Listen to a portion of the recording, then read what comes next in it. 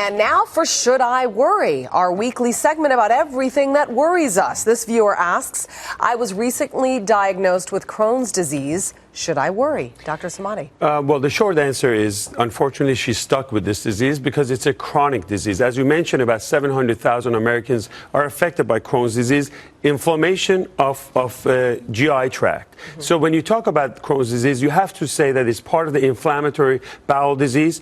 You've heard of ulcerative colitis and Crohn's. Crohn's is mostly small intestine, ileum, and the first part of the colon. Ulcerative colitis is mostly colon.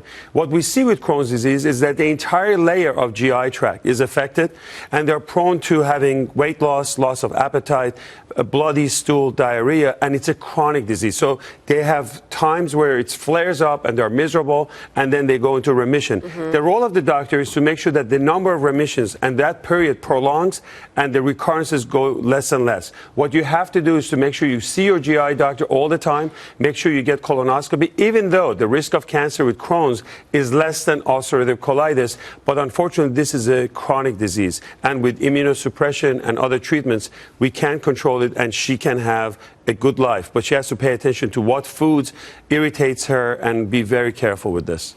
You know, she asked, should she worry? I think David already answered this, which is she needs to be vigilant here. And I want to explain for a minute what this actually is. Inflammatory bowel disease, including Crohn's, has to do with the fact that your immune system is attacking that very bacteria that we were talking about in the last segment. So the white blood cells come in and attack the bacteria. And they do it, Julie, in something called skip areas, meaning that the entire colon in Crohn's disease, or the entire small bowel, rather, is not affected from one end to the other. So if we look at it with an upper GI series or with a colonoscopy or with an endoscopy, we have something called skip lesion, and it has a characteristic look on an upper GI radiographic series. That's how we diagnose it.